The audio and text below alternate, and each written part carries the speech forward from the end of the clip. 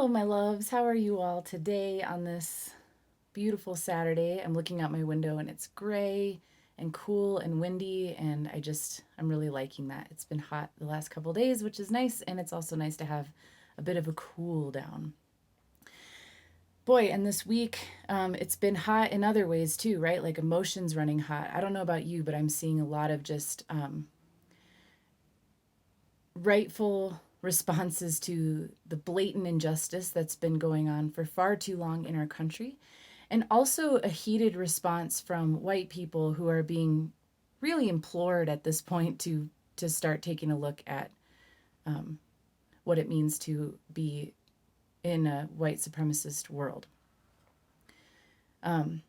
Specifically, I'm talking about people in the US, but this stuff spreads like a poison and it has tendrils in all parts of the world. So I think on some level, we're all called to do this work as white people, like anti racist work and dismantling internalized white supremacy, but particularly if you're in the US, like I am right now. And a lot of this uprising started because of direct actions that took place with the murder of George Floyd by a Minneapolis police officer. And just thinking about police brutality in general, and just enough's enough with this shit, right? Like it's racism. There's blatant racism. It's institutionalized racism.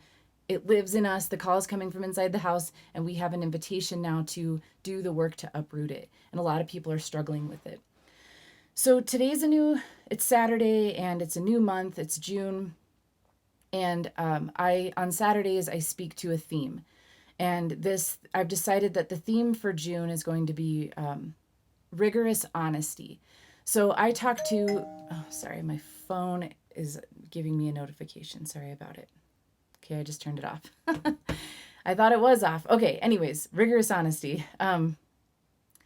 This channel is primarily because I show up here because primarily I work with women who are in recovery who want to add more creativity into their lives. And rigorous honesty is important to me because it's one of the ways that it was like the first thing I had to come to terms with in order to get sober. I had to be honest about my disease. I had to be honest about what was going on.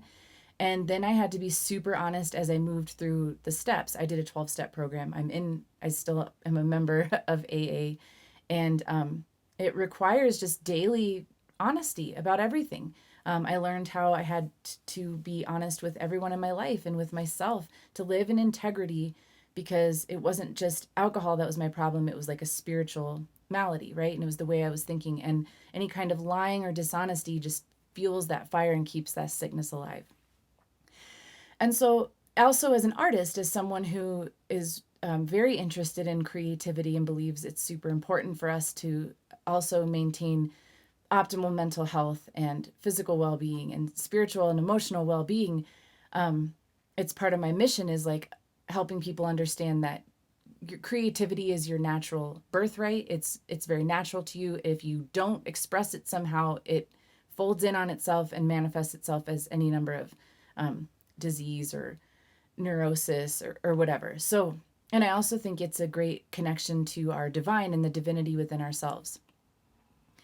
So it's important to me to be honest there too, right? And so, especially recently, like last month was all about rejection, because I realized a lot of that was work I was doing to get really honest with where I want to use my creativity and where I'm being called and where I'm facing dead ends and need to be honest about that, even though it might be disappointing or whatever. So I'm compelled by this idea of rigorous honesty, and I especially think it's appropriate nowadays because I think we're being called as a nation, as a collective, as humanity to start to get really honest with ourselves.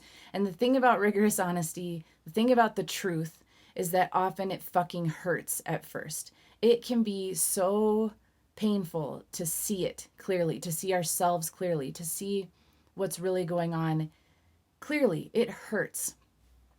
But then beyond that is real freedom, right? Like, I'm sure you've heard some version of this saying that says, the truth will set you free, but first it's going to piss you off.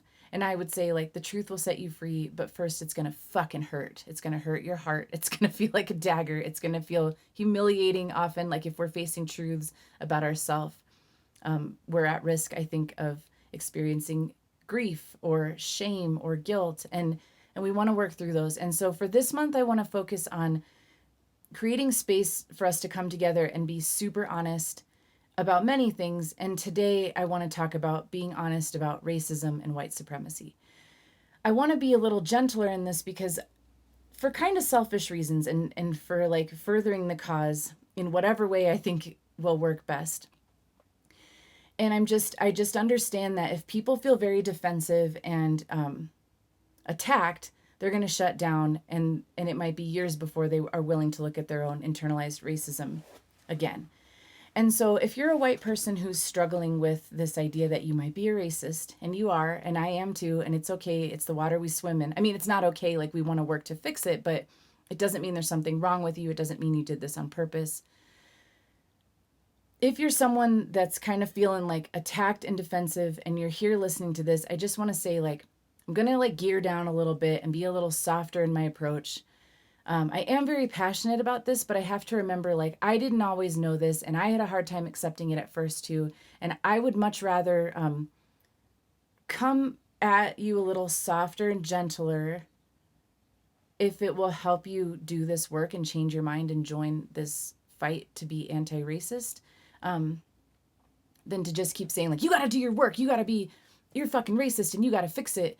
I think that can be really off-putting. And it's weird to say that because I feel like we are at a crucial point in history where it's like, we don't have time. Black people don't have time. People of color, marginalized populations, people don't have time to wait for you to like be coddled into doing this work.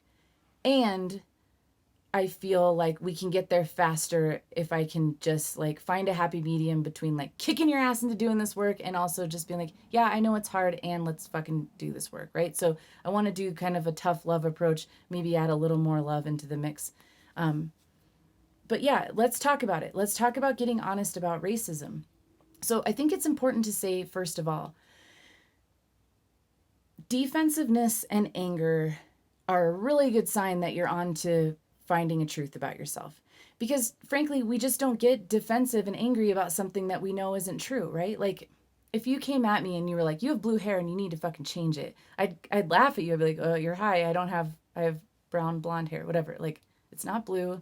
You're crazy. Settle down. But if someone comes to me and says, you're racist and you need to do anti-racist work, and I go, fuck you, like, that's a really good clue that I kind of know that's true. I feel it. And I'm afraid of it maybe, and I don't want to see that truth, and that's the exact right moment to sit with it and be willing to look at it.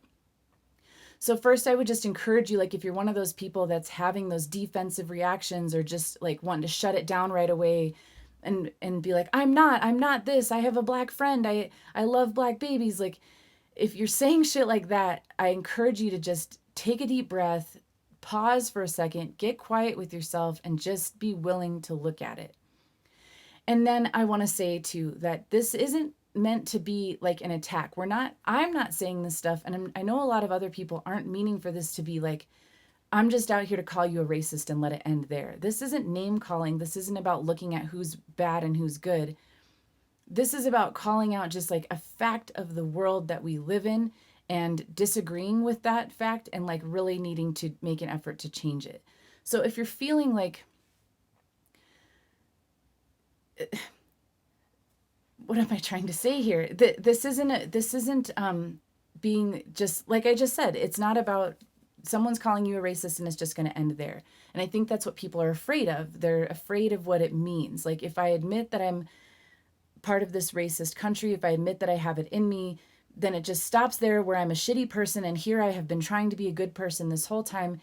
And I think people are feeling like depressed and angry about that. And so I want to just offer that you remember, like, copping to this and accepting it about yourself is freedom. It's meant to be freedom for you, for our black brothers and sisters, for the world to get to a more enlightened and uplifted place. Because as long as we're denying it, as long as we're like, la, la, la, not me, we can't fucking look at it and we can't change it and we can't dismantle it within ourselves. And we all make up the systems and the structures that enable big time atrocious events to happen. Like, it's individual continued racism that supports and allows racist police, right? So we're not like, you might not actively be a member of the KKK. You might have black friends. You might really truly feel like you were explicitly raised to be not racist and that you do love everyone and blah, blah, blah.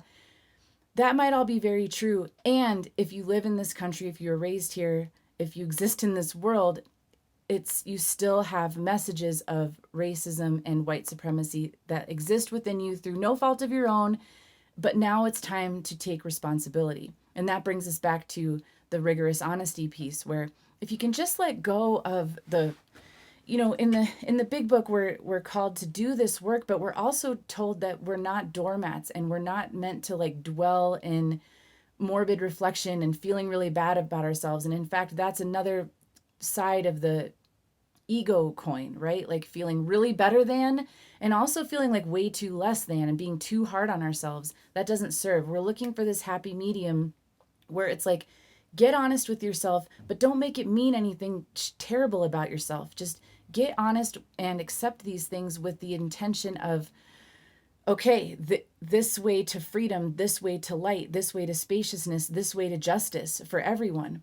Because if I can accept this and have the capacity to see it and own it about myself, then I can dig in and do that work to start to get rid of it. And that feels amazing. And this is a this is a life's work. I'm never going to be not racist. It's too fucking deep. It's too entrenched.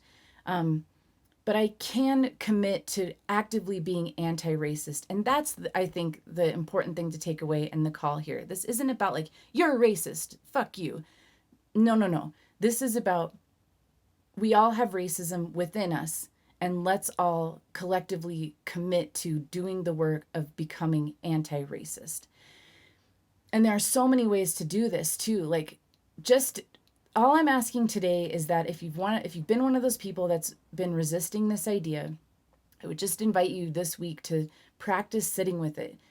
Can you just sit with it and try it on like a coat? Try on this idea like, I'm racist. Try it on like a coat for a minute, for 5 minutes. Just sit with it. Just practice. It doesn't feel good. It's a scratchy coat. It's a hot coat. It's not great. But just try it and see. Because I promise you there's liberation on the other side of that. If you know what the problem is, you can fix it. When I could admit, like, yes, I'm a fucking alcoholic, then I could start on the path to sobriety and true freedom and true joy in my life. So yeah, that's what I think the invitation is for. And that's what I'm really longing for people. Like, don't keep hiding behind your anger and your defensiveness, because if you're honest with yourself, again, rigorous honesty, you know, that shit doesn't feel good either. This idea that you're running from something, that you're running from this invitation, that you're running to this collective call, that we need you to make this world a better place, and we need you to understand this part of it so that we can move forward together. If you're running from that information, you're just going to be miserable. You're going to feel constricted. You're going to feel like you're hiding. You're going to feel defensive. I mean, defensiveness doesn't feel good. This idea that you've got to protect something doesn't feel good. That's your ego talking. And I promise that if you can just practice being vulnerable and opening to a truth about yourself, it'll hurt at first, and then it will feel so, so much better. So that's the call today. Rigorous honesty is the theme, and doing your work around racism, just practice sitting with that and doing it. No one expects you to just be like perfectly woke the first day, especially if this is news to you. But I do think we have an imperative and a responsibility to at least be willing to build the capacity to see these truths and sit with them, and then be willing to work on them as we go. All right, lecture over. Hopefully it didn't feel like a lecture. Once again, my name's Amanda Gold if you're new, and I'm available for one-on-one coaching if that's your jam. Shoot me an email at amandagoldmakesart@gmail.com. I'd love to hear from you. Even if you just have questions about this work too, like, I remember when this was all new and news to me, and so I'll do my best if you're just like confused or stressed out about it. If you want to talk about it, please talk to me. Especially don't talk to Black people about this. Like they've got enough on their plate, and that's another topic about emotional labor and stuff. Like if you're doing anti-racist work and you have questions about it, talk to other white people about it so that Black people don't have to also take on the burden of educating you and holding your hand through this. And I'm happy to be that person for you if you want resources or questions.